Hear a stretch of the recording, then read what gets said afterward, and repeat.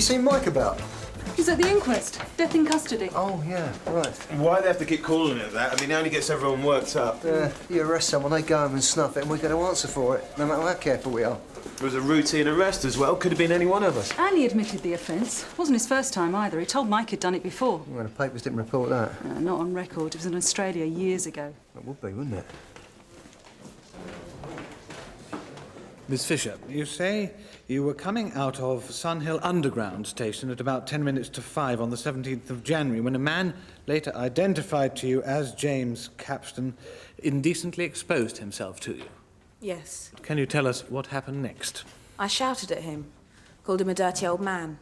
No way. Go on, Miss Fisher. Well, there were two youths waiting around. They asked me what he'd done, so I told them. I was very upset, and they went after him. Did you see the two youths approach Mr. Capstan? I saw them get a hold of him and shake him about a bit. They may have kicked him, I didn't really see. Did you talk to the two young men? Yes, I thanked them. Do you know who these two young men are? Have you seen them since? No, I spent a lot of time with the police trying to identify them, but we never did.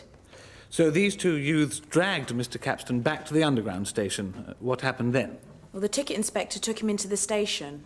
Well, he didn't try to run away or anything, and then he phoned for the police. Did you think that Mr. Capstan was badly hurt?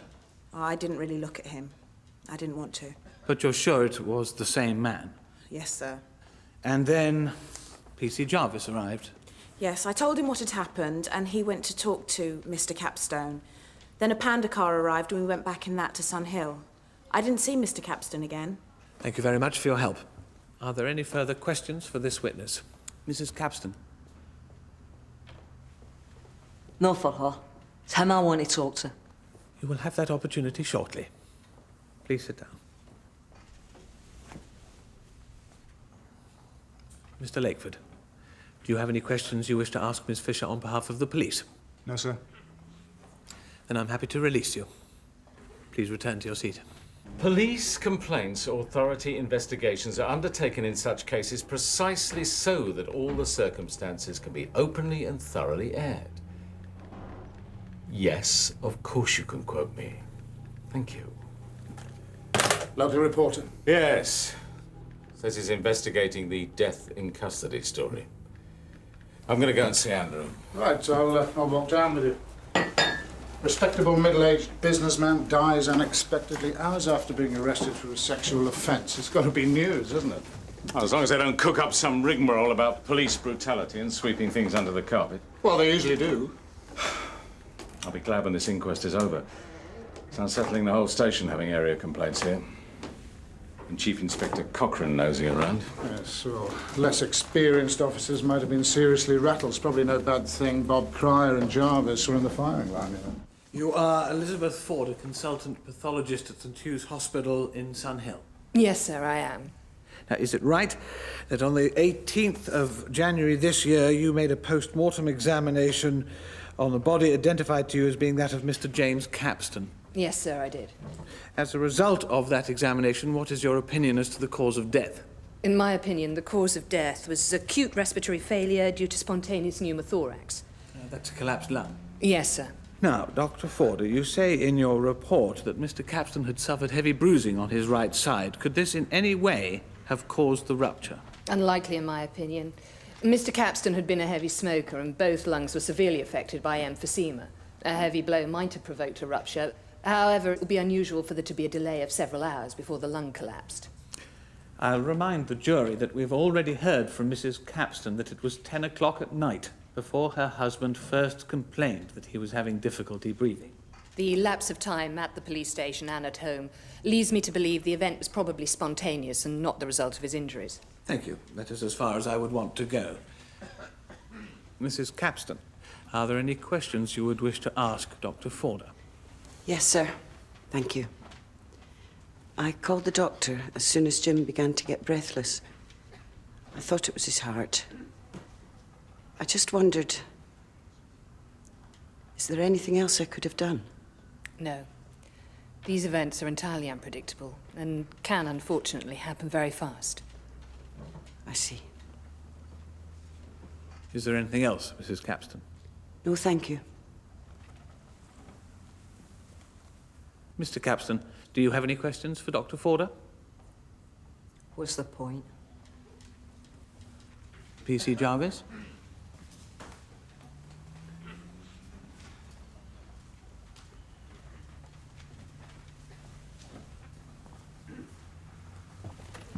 Take the book in your right hand and read aloud from the card, please.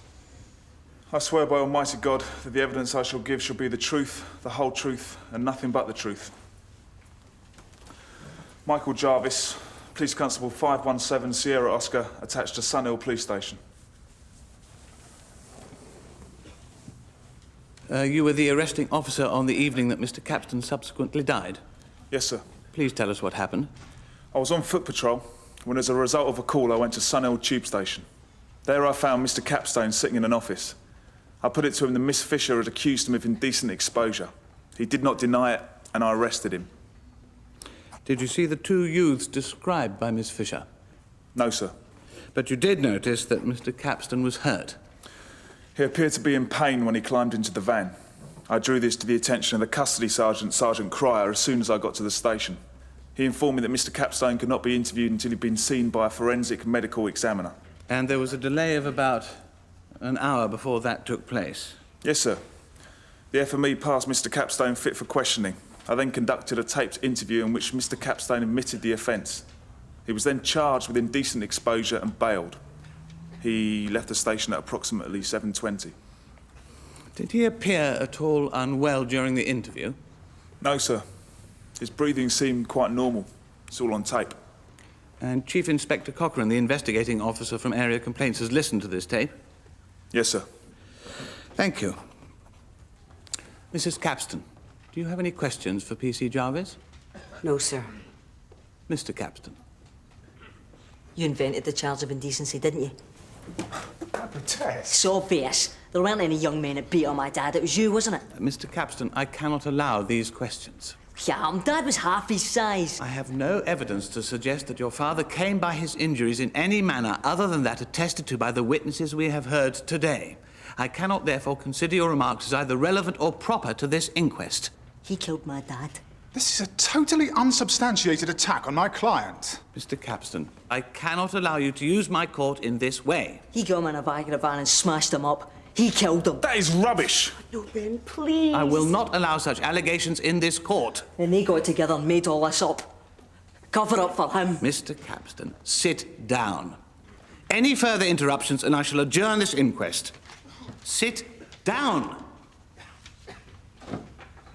Well, that's about it then. Yeah, thank goodness. OK. Both happy with the verdict? Yes, and thank you very much for your help, Mr. Wakeford. Yeah, thanks. Next time I need a good brief. I thought the coroner handled it pretty well, really. An open verdict is perfectly satisfactory, given that the pathologist couldn't be 100% sure. I'm just going to try and forget about the whole thing. Good idea. Chief Inspector. Mr. Wakeford. So that's everything tied up? I assume the PCA will finalise their report in line with the recommendation of no further action against my clients. I'll be phoning Chief Superintendent Brownlow from area this afternoon. We'll find out then. Sir. Sir. Well, I know it hasn't been easy for you both. Still, unfortunately, these things happen. Yeah, thanks anyway. Bye then. Yes, thanks again for all your help. Come on, Mum. Let's get out of here. Bob? OK. Larry, how are you? Fine? Fine, thanks, yes. Well, Mum, Poor Mrs. Capstan. they're all in it together. You tell me this isn't a bit up. That's enough, Ben. No more, please. Open verdict. I'd have preferred natural causes, but never mind. Is Ben Capstan going to accept it, do you think? Well, he might calm down when he gets home, but to be honest, I doubt it, sir. Mike Jarvis, all right, is he? Oh, he's shaken, angry. Well, let's hope the local press don't get hold of Ben and start stirring him up. How'd the mother seem to take it, Bob? Well, she can't be totally surprised, can she? He's had previous convictions. That's right, sir. Australia. He told me about it when he was in custody. Of course, I passed it on to complaints after he died. Apparently, Moira stood by him and they came back to Scotland to make a fresh start. Of course, we don't know how much he told her about the last event before he died. Or how much he told the boy. Do you think that's what's behind all this? Well, it could be. Well, we don't know what happened to Capstan after he left the station. Well, we need to nip this in the bud. There's think I should have Ben Capstan and his mother in, have a little chat with them. See if we can't talk this thing through. All right, thanks. Sir.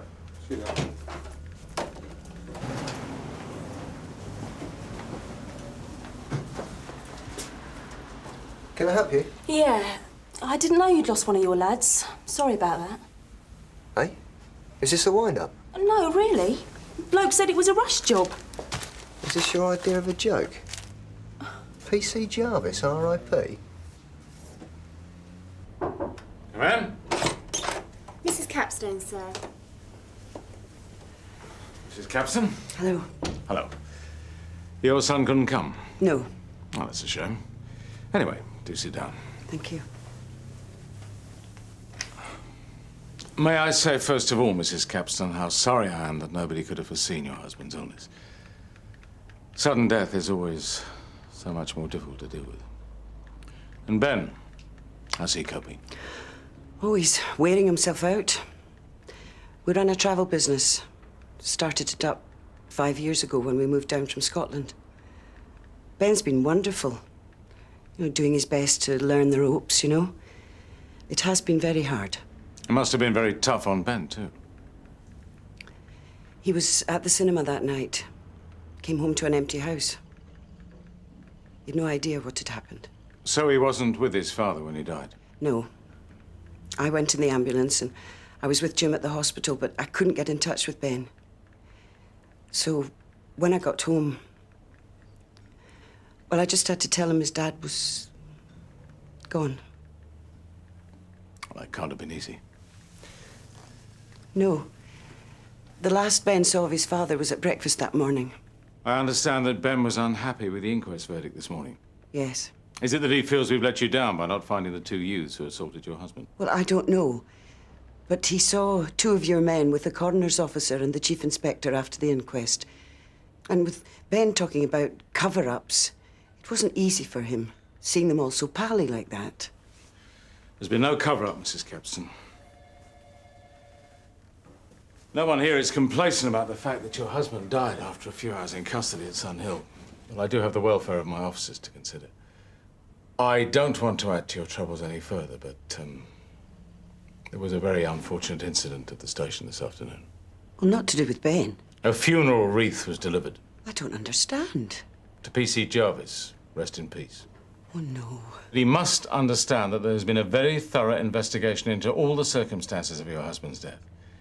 If there'd been a shred of evidence to support your son's fears, believe me, they'd have been rigorously followed up. Well, I didn't know until this morning that he felt like this. You realize that Ben will find himself in serious trouble if he carries on like this. He cannot take matters into his own hands. Seems to me that he hasn't yet come to terms with what happened on the night of his father's death. I think you should talk to him. Yes. Hang on a mo. Just want to have a look at my car.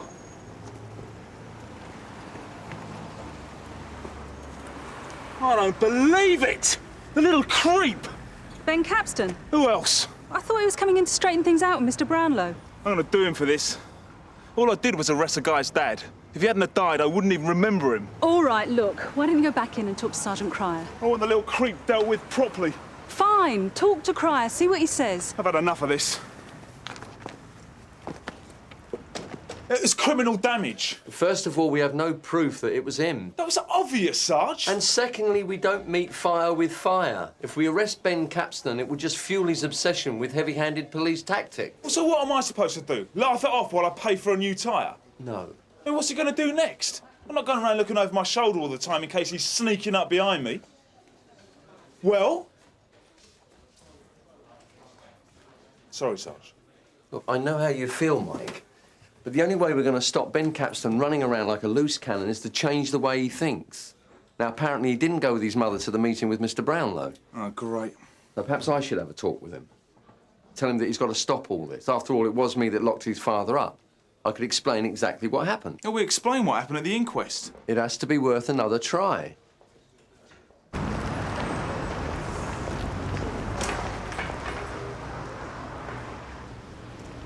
Your mother's not here? No.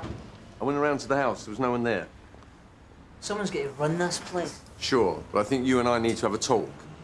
About death threats. Death threats? Yeah.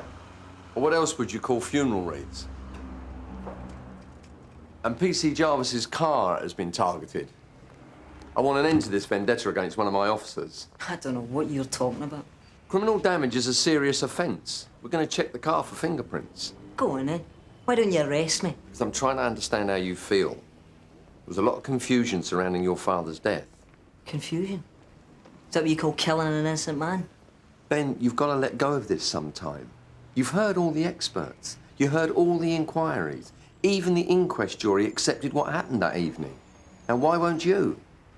Because I'm not stupid. OK, then, Ben. Where do you want to go now? I want Mike Jarvis to tell me what really happened. I want to look him right in the eye and say to him, you killed my dad, didn't you? You want a face-to-face meeting with Mike Jarvis? Yeah.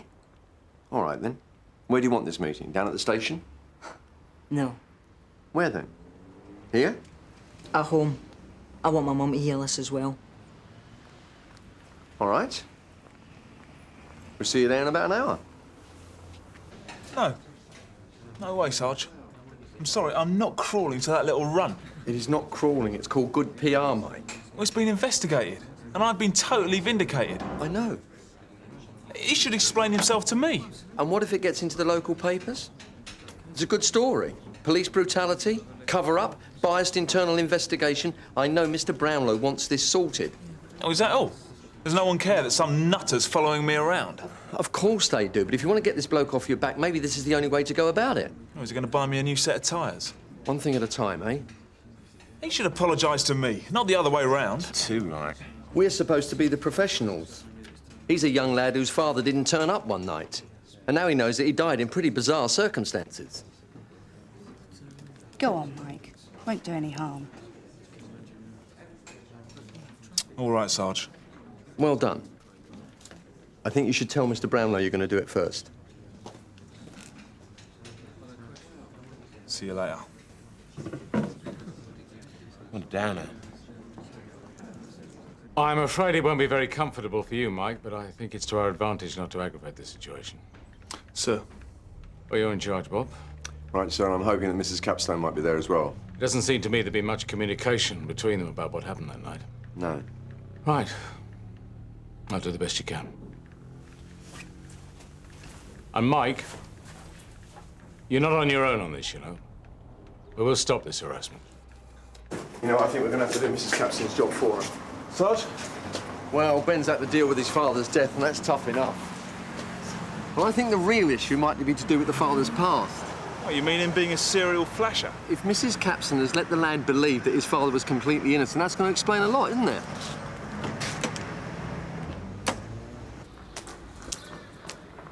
I don't want this to turn into a useless slangy match, all right?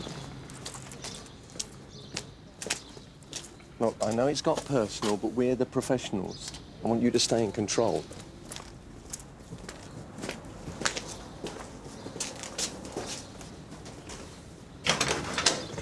Hello, Ben. Go in the living room. Thank you.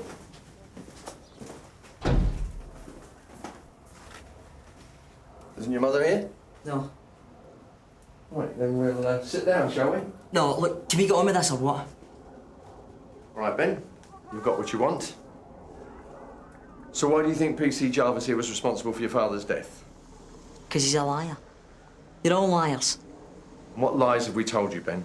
About my dad. What lies? Everybody at the inquest. You know, there's disgusting things about him. It's not fair, that's not what he was like. You mean he wasn't the kind of man that would indecently expose himself? Of course not. He wouldn't do anything like that. Well, he's admitted it. On tape. You can hear it if you like. Come down to the station, I'll play it for you. You made that up. Made him say it. You didn't even know him. He was... Any doing things around the house or going out with my mum and me and... Never complained. Never complained, no matter how hard they worked. He was just easy going. He was certainly a very courageous man. Brave enough to own up to what he had done. To admit that he had a problem. I don't believe you.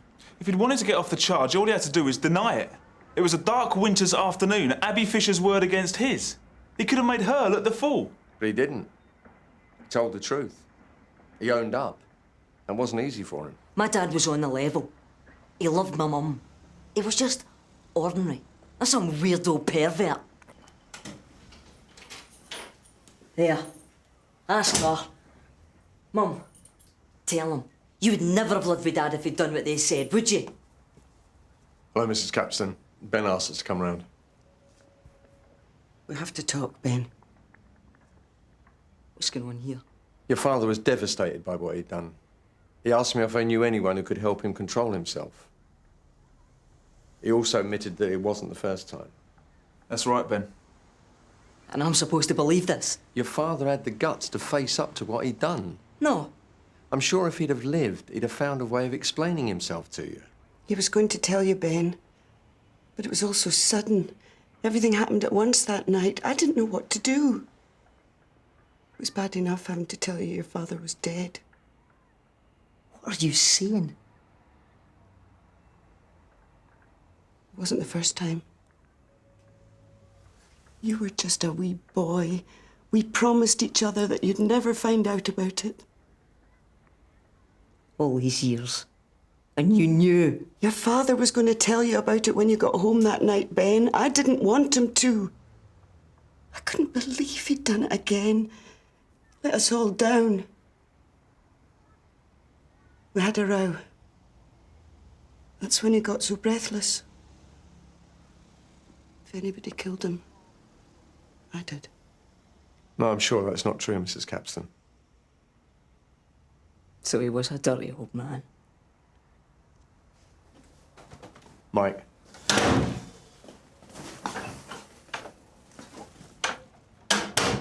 You all right, Mrs. Capstan?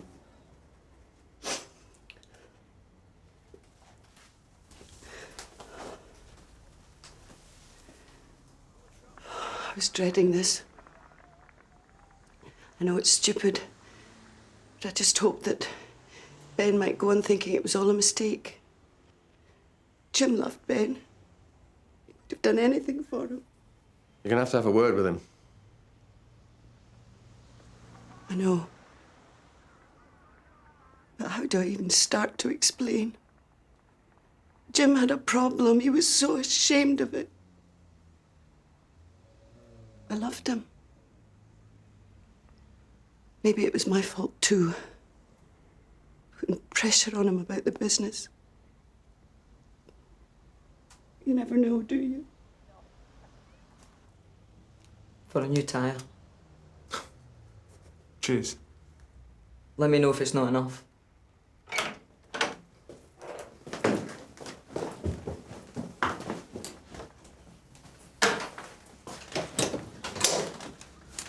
Goodbye, Mrs. Capstan. Thank you.